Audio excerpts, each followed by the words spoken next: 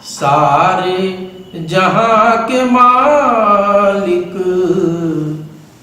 तेरा ही आसरा है, तेरा ही आसरा है, तेरा ही आसरा है। राजी है हम उसी में, राजी है हम उसी में जिसमें तेरी रजा है, तेरा ही आसरा है।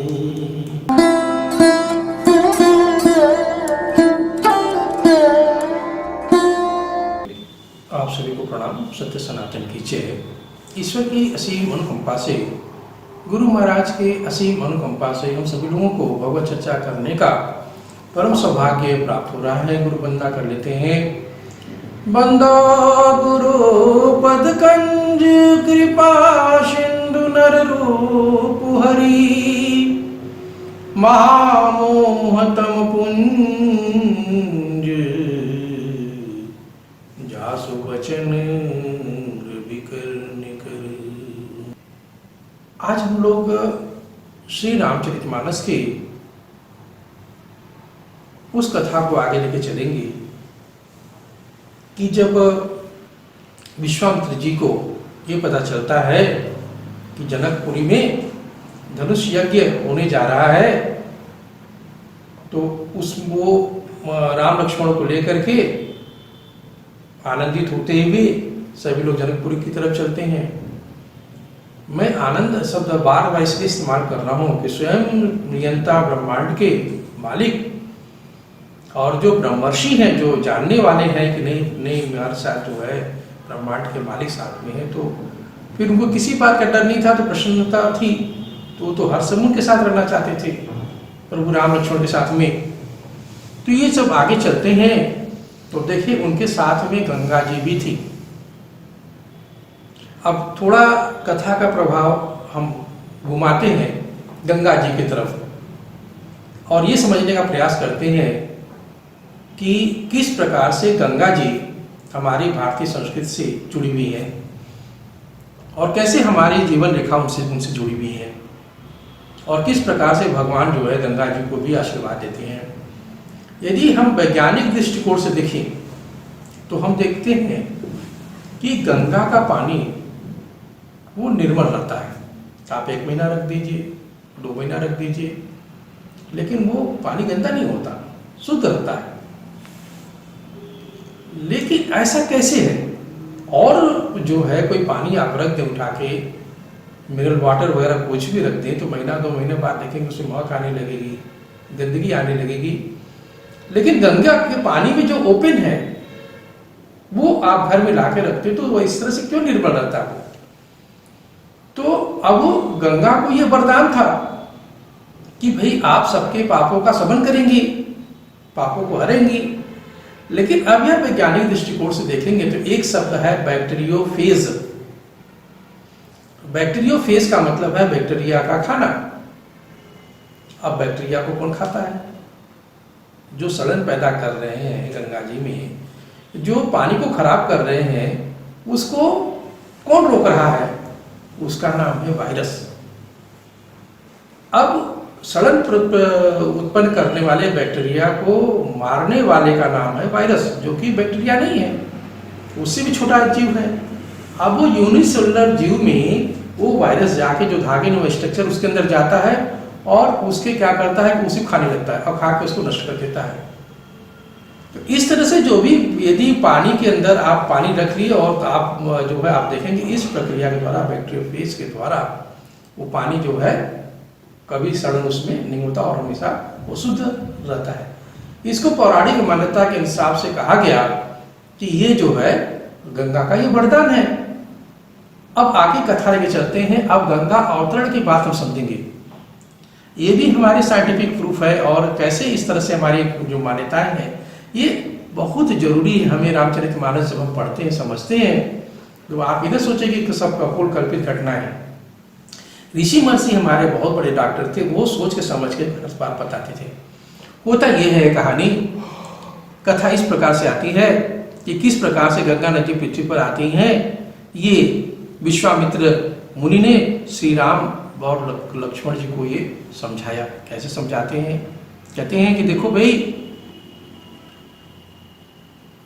ज्येष्ठ मास के शुक्ल पक्ष की दशमी को गंगा दशहरा मनाया जाता है और ऐसा माना जाता है कि गंगा जी का धरती पे आगमन इसी दिन हुआ है।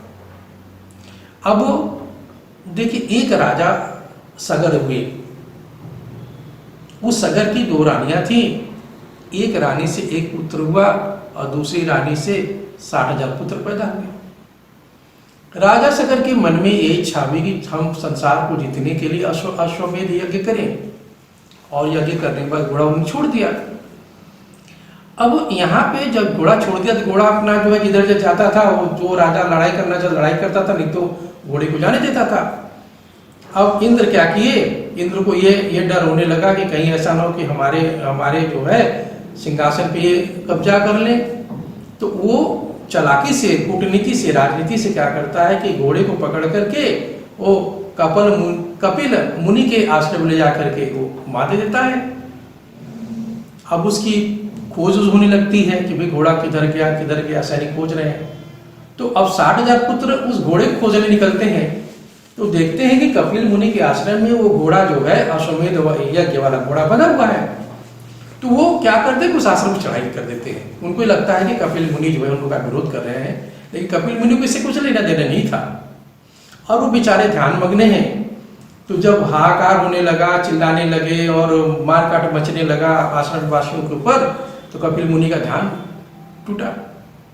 अब ध्यान टूटा तो जब वो सोचने समझने लगे क्या बात है, जब बात समझ में आए तो उनकी का जो है आंखें लाल हो गई, मारे गुस्से के। जो उन्होंने देखा तो राजा सगर के 60,000 पुत्र वहीं भस्म हो जाते हैं। और कई दिनों तक जब ये जो भस्म हो गए तो अपने राज्य में लौट के जाएंगे नहीं। अब राजा सगर को फिर चिंता होती है कि बहुत दिन हो गए, हमारे वो पुत्र शायद नहीं आए। तो जो नहीं आए तो वो क्या करते हैं, अपने पौत्र अंशुमान को वो उनकी खोज में भेजते हैं कि भाई आप जाके देखो कि कहाँ पर हैं वो लोग। जब वो जाते हैं वहाँ पे अंशुमान जी खोजते खोजते, तो रास्ते में पक्षीराज गरुड़ जी मिलते हैं, उनको बताते हैं कि देखो भाई इस तरह घटना है और ऐसा ऐसा हुआ है। तो बड़ा पश्चाताप करते हुए वहाँ जाते हैं और जा करके फिर जो है उनसे पूछते हैं कि भाई ये इनका भस्म तो हो गए हैं, अभी कैसे इनका उद्धार कैसे होगा। तो उनको ये समझाया जाता है, ऋषिगण समझाते हैं कि भाई देखो अभी तो श्राप है कपिल मुनि जी का। तो आपको क्या होगा कि ब्रह्मा जी के कमंडल में गंगा जी हैं, उनको धरती पे लाना होगा और उन्हीं के जब वो इनको पखारेंगी तो इनका उद्धार हो जाएगा। आप अंशुमान जी कई सालों तक तपस्या करते हैं, लेकिन उस तपस्या से भी उनको सफलता नहीं मिलती। फिर उनके पुत्र दिलीप आते हैं, दिलीप भी तपस्या करते हैं, दिलीप भी कई वर्षों तक तपस्या करते हैं, फिर भी गंगा का अवतरण नहीं हो पाता। फिर दिलीप के जो पुत्र हैं राजा भगीरथ, अब उन्होंने प्रण ले लिया कि या तो गंगा जी आएंगे या तो मैं नहीं रहूँगा। अब एक पैर पे खड़े होकर उन्होंने तपस्या की। उनकी तपस्या इतनी कठिन तपस्या थी, इतना एकाग्र मन था, वो भगवान के नाम का सुमिरन करने लगे और अंत में भगवान की मजबूरी बन गई कि जो है उनकी व्यवस्था करनी पड़ी तर्पण करने के लिए। अब वो ब्रह्मा जी प्रसन्न हो जाते हैं। ब्रह्मा जी कहते हैं ठीक है राजा भगीरथ, मैं गंगा जी को छोड़ लूंगा, लेकिन उनके प्रभाव को कौन रोकेगा। तुमको इसके लिए शंकर जी की तपस्या करनी होगी। तो फिर से बेचारे शंकर भगवान की तपस्या करते हैं। तो शंकर भगवान जो है कहते हैं अच्छा ठीक है भाई, कोई बात नहीं, आप ऐसा करो, ब्रह्मा जी को बोलो कि वो वहां से गंगा जी छोड़े अपने कमंडल में से। अब हराते भी, अब समझ लीजिए स्वर्ग लोक से गंगा उतरी ब्रह्मा जी के। अब वो इतना विकराल, इतना विशाल रूप था कि पूरी सृष्टि में हाहाकार मचने लगा। तो शिव जी ने अपनी जटाओं खोल दिया और अपनी जटा में उनको समा लिया। यानी कि वो जो पवित्रतम चीज थी, यहाँ ये भाव कहने का था कि वो जो पवित्रतम चीज थी वो शिव जी भगवान ही उसको संभाल सकते थे। तो अब शिव जी की जटाओं में आकर के गंगा अपना उलझ के रह जाती है। तो भगीरथ जी फिर प्रार्थना करते हैं कि प्रभु जिस कार्य की तपस्या के वो कार्य तो पूरा होने दीजिए। तो शिव जी कहते हैं ठीक है, मैं एक जटा खोलता हूँ, छोटा सा धारा छोड़ता हूँ, जहाँ जहाँ जहाँ तुम जाओगे वहां तुम्हारे पीछे पीछे चलेंगे। इस तरह से राजा भगीरथ जो है वो फिर कपिल मुनि के आश्रम तक जाते हैं और गंगा जी वहां तक जाती हैं और जाने के बाद उनको तर्पित करके उनका तर्पण हो जाता है। इसीलिए गंगा का एक नाम भागीरथी भी पड़ा। सारे कठिन कार्य जो हम करते हैं, जो औरों की नजर में आश्चर्यजनक होता है, हम कहते हैं कि भाई इनका ये प्रयास है, भगीरथ प्रयास है। अब एक बात आती है तर्पण करने की। तर्पण का मतलब क्या होता है, इसका क्या साइंटिफिक बेस है, अब आप समझे कि यहाँ पे देखें राजा सागर के जो पुत्र हैं उनकी वो भस्म हो जा रहे हैं, लेकिन उनको पता नहीं क्यों ऐसा हुआ। अब उनकी जो मतलब कि पावर थी ऋषि की, उसकी वजह से उनका विनाश हुआ।